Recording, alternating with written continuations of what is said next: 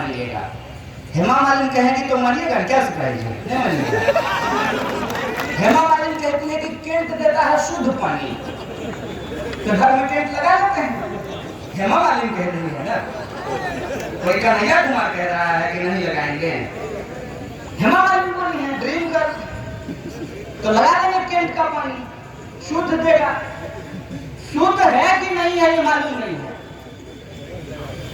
कोई आकर के कह दिया ठंडा मतलब कोका कोला पिए जा रहे हैं, अम्मा कह रही है कि बेटा छाछ पी लो, लस्सी पी लो, तो लस्सी पिएंगे जी, उसमें क्या है, कोका कोला पिएंगे तो जो है, कहा कि कोहली बोला है कि कोका कोला कोई लिखिए, कोहली बोल रहा है ना, तो पी लेंगे।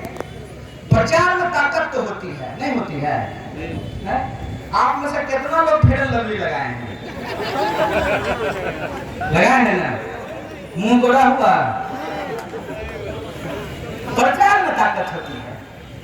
तो इस देश में हमने एक ऐसा सरकार चुना, वो घड़ी डिटर्जेंट की तरह नहीं है, पहले इस्तेमाल करें फिर विश्वास करें, ऐसा नहीं। प्रचार पे हमने एक सरकार चुन दिया है। प्रचार पे कोई ये पूछने को तैयार नहीं है कि उस प्रचार की हकीकत क्या है। क्या सच में फेयर एंड लवली लगाने से मुंह गोरा होता है? सच में ठंडा मतलब कोका कोला होता है? सच में केंट शुद्ध पानी देता है? इस बात की पड़ताल किए बिना, इस बात की तफ्सीस किए बिना हम उस बात को मान लिए। जैसे कि अगर बीजेपी की सरकार है तो हिंदू हित जो है उसको साधा जाएगा। बहुत बढ़िया बात, खुशी की बात है। हिंदुओं का हित अगर साधा जाए तो ये बड़ी खुशी की बात है। लेकिन एक बात हमको बताइए, रेलवे बिक जाएगा, रेलवे की नौकरी समाप्त कर दी जाएगी, इसमें हिंदुओं का हित है कि अहित है? सोचिएगा जरा। अगर एसएससी एग्जाम नहीं लेती है, एसएससी परीक्षा नहीं लेती है, परीक्षा लेकर के परिणाम नहीं देती है, परिणाम दे देने के बाद नौकरी नहीं देती है, और नौकरी का रिजल्ट आ जाने के बाद ज्वाइनिंग नहीं करवाती है, इसमें हिंदुओं का हित है कि अहित है? देश की राष्ट्रीय संपत्तियों को अगर बेच दिया जाता है, औने पौने दामों में बेच दिया जाता है, इसमें हित है कि अहित है? इसको जानते हैं क्या कहते हैं? कि कभी कभी हमारे घर में भी ये इस्तेमाल किया जाता था।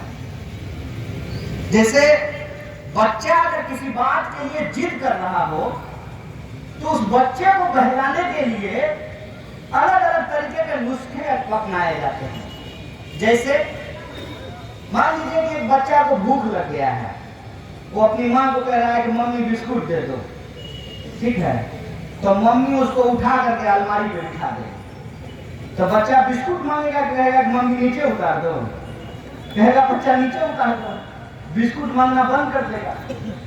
इस देश की जनता अपने सवालों पर पहुंचे, अपने सवालों पे हम विचार कर सकें, उससे पहले एक नया शगुफा छोड़ दिया जाता है।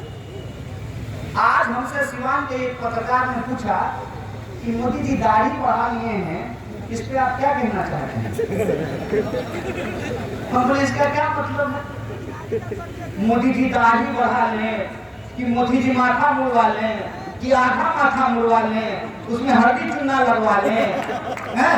कि भौवा मुड़वा लें किसी दिन वो, इससे देश को क्या लेना देना है? ऐसा है क्या कि जैसे उनकी दाढ़ी बढ़ेगी उसी हिसाब से इस देश में रोजगार के अवसर बढ़ने शुरू हो जाएंगे? ऐसा है क्या कि जैसे उनकी दाढ़ी बढ़ेगी वैसे ही आपकी आमदनी बढ़नी शुरू हो जाएगी? इसका क्या मतलब है? मोदी जी मोर को खाना खिलाते हैं, मोदी जी सुग्गा को अपने हाथ पे टहलाते हैं, इससे हमको क्या लेना देना है? ये देश का मुद्दा है क्या? फिर हमको लगता है कि धीरे धीरे हमको इसकी आदत लगाई जाती है। जो बात पहले अखबार के आखिरी पन्ने पे हुआ करता था, कि किस हीरोइन का किस हीरो के साथ चक्कर चल रहा है, ये अखबार के आखिरी पन्ने पे हुआ करता था। वो आखिरी पन्ने का खबर देश के अखबार के पहले पन्ने पे पहुंच गया, और जो खबर को अखबार के पहले पन्ने पे होना चाहिए था, वो खबर को अखबार से गायब कर दिया गया है। आपको खबर है क्या कि आपके इर्द गिर्द क्या हो रहा है, इस देश के लोगों के साथ क्या हो रहा है, आपके शहर के साथ क्या हो रहा है? मैं जब आ रहा था तो हम और कन्नन साहब आपस में बात कर रहे थे, क्योंकि जहां भी जा रहे थे ना, तो एक बड़ा सा सीमेंट का टुकड़ा रोड के बीच में रखा हुआ है। तो हमको पूछे कि इसका क्या मतलब है? हम बोले हमको भी नहीं पता कि इसका क्या मतलब है। तो एक लड़का जो गाड़ी में था वो बोला कि सर ये तो कुछ नहीं है, लोग तो सड़क पे गेहूं सुखाते हैं। तो कन्नन बोले कि गेहूं सुखाता है चलो तो कोई काम है, लेकिन इस सीमेंट का टुकड़ा आपके रोड पर पड़ा हुआ है, इसका क्या मतलब है? ऐसा है कि नहीं है? सिवान के कई सड़कों पे आप घूम करके देखिए तो सीमेंट का टुकड़ा पड़ा हुआ है, मेन हॉल खुला हुआ है, गटर में पानी पास नहीं कर रहा है, बिजली 24 घंटे नहीं आती है, इंटरनेट आधा घंटा स्पीड से चलता है बुलेट ट्रेन से, आधा घंटा के बाद EMU बन जाता है। ये आपके साथ रोज हो गया। इस सवाल से आपको कोई लेना देना नहीं। आपके जीवन की जो वास्तविकता है, जो सच्चाई है, उस बात से आपको दूर कर दिया गया है। और आप इसमें चर्चा कर रहे हैं दीदी बंगाल जीतेगी। अरे दीदी बंगाल जीतेगी कि हार जाएगी, आपको नौकरी मिलेगी?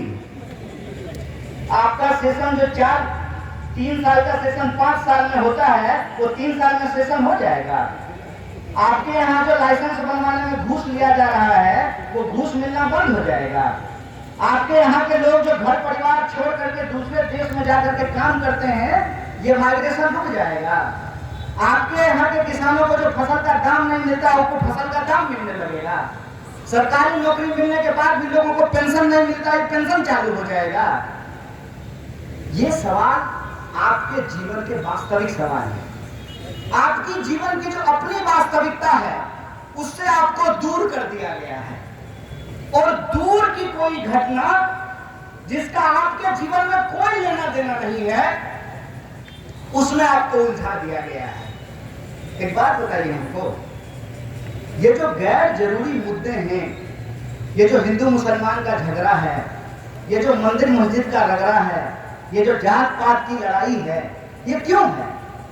ये इसलिए है कि एक कहानी मैं आपको सुना देता हूँ। बचपन में पढ़े थे हम लोग स्कूल में कि एक सेठ बीमार था और उस सेठ के 4 बच्चे थे। चारों बच्चे आपस में लड़ते रहते थे।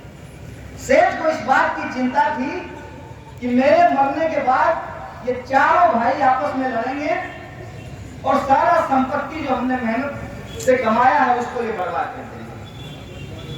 वो सेठ बेड पे पड़ा हुआ था और एक दिन अपने चारों बच्चों को बुलाया और चारों को 4 लकड़ियों का एक गट्ठर दिया, बारी बारी से कहा तोड़ करके दिखाओ। कोई भाई उसको तोड़ नहीं पाया। फिर उस लकड़ी को एक एक करके दिया, सबने उसको तोड़ दिया। वो यह समझाने की कोशिश कर रहा था कि इस देश के जो आम लोग हैं, बोलिए समाज में ज्यादा गरीब लोग हैं कि अमीर लोग हैं? बॉर्डर पर गरीब का बच्चा मरता है कि मंत्री जी का बच्चा मर रहा है? किसान खेत में जो आत्महत्या कर रहे हैं वो गरीब है कि अमीर है?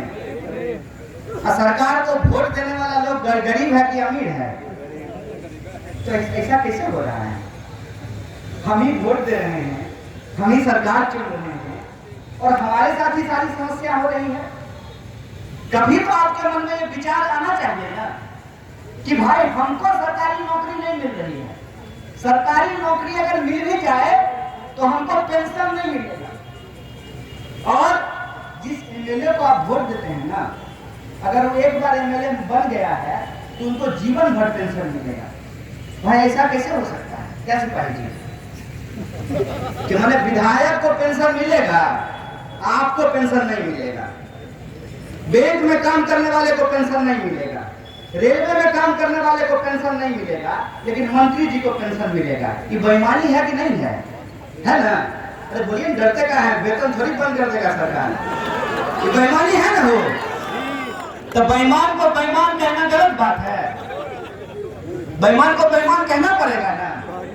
अब बेईमान को बेईमान कहते हैं तो कहते हैं कि आप देश की आलोचना करते हैं। चुप लुच्चा, तुम देश कब से हो गया जी? देश हम हैं। देश में रहने वाले जो 135 करोड़ लोग हैं, उनसे देश बनता है, और उनके हक और अधिकार की बात करना ही देश की बात होती है। मन की बात, अपने मन की बात, हमारे काम की बात कब होगी? इस देश के आम आवाम की बात कब होगी? इस देश में जो शिक्षा की हालात पैदा की गई है, उस पर सवाल कब खड़ा किया जाएगा? कोई ये सवाल क्यों नहीं पूछता है कि जब राष्ट्रपति जी का वोट एक और जूता सिलने वाला का वोट एक, फॉर्च्यूनर पर चलने वाला का वोट एक, हेलीकॉप्टर पर उड़ने वाला का वोट एक, और एवन साइकिल पर घूमने वाला का वोट एक, जब इस देश के संविधान ने हमको बराबरी का अधिकार दिया है, तो ये बात हम क्यों नहीं बोलेंगे कि राष्ट्रपति हो या चपरासी की संतान, सबको शिक्षा एक समान? ये बात हम क्यों नहीं बोलेंगे? ये बात हम क्यों नहीं बोलेंगे कि अगर देश को मजबूत बनाना है तो देश के नागरिकों को मजबूत बनाना पड़ेगा। और देश के नागरिक कैसे मजबूत होते हैं? देश के नागरिक जिम जाने से खाली मजबूत होंगे? 21वीं सदी में हम लोग रहते हैं। 21वीं सदी को कहते हैं कि यह तकनीकी युग है, ये सूचना क्रांति का युग है। इस सूचना क्रांति के युग में शरीर से सिर्फ ताकत नहीं होता है। 56 इंच आपका है कि नहीं है, हम इंची टेप लेकर के नापने के लिए नहीं गए हैं, लेकिन आपका ऊपर का महल खाली है, ये बात हम जरूर समझ रहे हैं। हम आपसे यह पूछना चाहते हैं कि देश की मजबूती देश के लोगों से होगी, और देश के लोग कैसे मजबूत होंगे? जब उनको पढ़ने की व्यवस्था दी जाएगी, जब उनको पढ़ाया लिखाया जाएगा। अंग्रेजी में कहावत है, नॉलेज इज पावर। एक बड़े विद्वान ने लिखा कि नॉलेज इज पावर, ज्ञान में शक्ति होती है। भगत सिंह ने लिखा है कि बम और पिस्तौल इनकलाब नहीं लाते हैं, विचारों की शान की जरूरत होती है। नेल्सन मंडेला लिखते हैं कि education is the most powerful tool, weapon which you can transform the society। किसी भी समाज को बदलने के लिए शिक्षा की जरूरत होती है। और आपने शिक्षा की हालत क्या की है? आप लगातार शिक्षा के बजट को घटा रहे हैं। शिक्षा का बजट आप लगातार क्यों कम कर रहे हैं? शिक्षा का बजट आप लगातार इसलिए कम कर रहे हैं कि पढ़ने लिखने वाले लोग पैदा होना बंद हो जाएं। क्योंकि जब पढ़ लिख लेगा तो सवाल पूछने लगेगा, और जब सवाल पूछने लगेगा तो नागरिक बन जाएगा, और जब देश में रहने वाले लोग नागरिक बन जाते हैं तो राजा होने का इनका गुमान चूर चूर हो जाता है, चकनाचूर हो जाता है। इसीलिए लोगों को मूर्ख बनाए रखना बहुत जरूरी होता है। और आज जो गुलामी की जंजीर है वो दिखती नहीं है। वो कहानी आपने सुनी होगी कि हाथी के बच्चा को पकड़ लेते हैं और उसके पैर में एक जंजीर डाल देते हैं। हाथी का बच्चा बार बार उस जंजीर को तोड़ने की कोशिश करता है, लेकिन उस जंजीर को वो तोड़ नहीं पाता। धीरे धीरे उसके दिमाग में यह बात बैठ जाती है कि वो जंजीर वो तोड़ नहीं सकता। एक दिन हाथी का बच्चा बड़ा हो जाता है, हाथी हो जाता है, जंजीर छोटा हो जाता है, फिर भी उसके पांव उस जंजीर में जकड़े रहते हैं, क्योंकि बचपन में उसके दिमाग में यह बात बैठ गई है, वो जंजीर नहीं तोड़ सकता है। हम हाथी का बच्चा है, हम मनुष्य का बच्चा है। हम मनुष्य का बच्चा है, हम सोच सकते हैं, हम पढ़ सकते हैं, हम समझ सकते हैं, हम सवाल खड़ा कर सकते हैं, और अपने सवालों पर लोगों को संगठित कर सकते हैं, और लोगों को संगठित करके हमारे हक और अधिकार को जो छीनने वाली सत्ता है, जो शक्ति है, उसको हरा सकते हैं, और भगत सिंह के सपनों का भारत का निर्माण कर सकते हैं। ये हमारा मनुष्य होने का ताकत होता है। इसीलिए मैं आप तमाम विद्यार्थियों को जो इस प्रतिनिधि सेशन में आगे चल करके हिस्सा लेंगे, उनसे मैं आग्रह करने के लिए आया हूं कि एक गंभीर दौर से हमारा देश गुजर रहा है। इस गंभीर दौर में हमको इस बात को समझना होगा कि आज के डेट में हमको इस देश में नागरिकों के अधिकार को बचाने की जरूरत है। नागरिक होने के उस एहसास को बचाने की जरूरत है। और यह जो भारत भूमि है, जहां पर एक से एक विभूतियों ने जन्म लिया है, जो हमारा गौरवशाली इतिहास है, उस इतिहास को याद करते हुए इस वर्तमान में संघर्ष करके न्याय और बराबरी के लिए लड़ करके हमको बेहतर भविष्य का निर्माण करना होगा। बोलिए साथियों, आपने जो सियासत का झंडा उठाया है, आप बेहतर भारत के निर्माण के लिए संघर्षरत हैं कि नहीं है? आप इसको लेकर के आगे चलना चाहते हैं, नहीं चलना चाहते हैं? जब चलना चाहते हैं तो एक आखिरी बात बोल करके मैं अपनी बात को समाप्त करूंगा कि ये लड़ाई गंभीर है। इस लड़ाई में आपको बहुत सारी तकलीफों का सामना करना पड़ सकता है। हो सकता है कि जब आप ताकतवर लोगों के सामने सवाल खड़ा करेंगे तो आपको विभिन्न तरह की कठिनाइयों का सामना करना पड़ सकता है। लेकिन एक बात आप लोगों ने भी सुनी होगी, वह पथ क्या पथिक कुशलता क्या, जिस पथ में बिखरे सूल न हो, नाविक की धैर्य परीक्षा क्या, जब धाराएं प्रतिकूल न हो। इस प्रतिकूल परिस्थिति में हमको सच के साथ खड़ा होना पड़ेगा, हमको न्याय के साथ खड़ा होना पड़ेगा, हमको बराबरी के साथ खड़ा होना पड़ेगा और अपने दिमाग का, अपनी तर्क शक्ति का हमको इस्तेमाल करना पड़ेगा। हमारे बहुत सारे मित्र जो भाजपा के समर्थक हुआ करते थे, वो आजकल आकर के हमसे बात करते हैं और कहते हैं कि तुम्हारी बात पहले हमको ठीक नहीं लगती थी, अब ठीक लगती है। तो हम बोले कि हमारी बात तुमको पहले ठीक क्यों नहीं लगती थी? तो बोला कि तुम जब बोलते थे ना तो मेरी भावना आहत हो जाती थी। हम बोले हम समझते हैं दोस्त, दिल है तुम्हारा, पर तुमने दे दिया है इसको एक झूठे को, वो झूठा वादा करके तुम्हारे दिल को चुरा लिया है, तुमने दिल उसको दे दिया है। कोई बात नहीं है, तुम्हारे प्यार का हम सम्मान करते हैं। जो कहावत है ना, दिल आया गधी को तो पड़ेगा क्या करें। दे दिए दिल, कोई बात नहीं है, दिल का हम सम्मान करते हैं। माँ बाप भी जब कहते हैं ना पढ़ लो, समय बर्बाद मत करो, प्यार मोहब्बत के चक्कर में मत रहो, तो हम लोग भी कहाँ मानते हैं। दिल का मामला है, लेकिन आपके पास सिर्फ एक दिल ही नहीं होता है, एक दिमाग भी होता है। दिल आप दे दिए हैं, कोई बात नहीं है, दिमाग से हर बार आप इस बात को सोचिएगा कि हम कहाँ जा रहे हैं, देश किस ओर जा रहा है, समाज किस ओर जा रहा है और इसमें हमारी क्या भूमिका होनी चाहिए। आप इस बात को सोचिएगा कि जिस घर में आप रहते हैं उस घर को आपके पूर्वजों ने बनाया है, जिस बगीचे का आप आम खाते हैं उसके पेड़ को आपके पूर्वजों ने लगाया है। उनके बनाए घर में आप रहते हैं, उनके लगाए पेड़ का आप फल खाते हैं। उसको खाते हुए सोचिएगा कि वो अगर ये नहीं करते तो हमको नहीं मिलता। ये आजादी जिसको आप यूं ही समझते हैं कि ऐसे ही मिल गया है, ये आजादी ऐसे ही नहीं मिली है।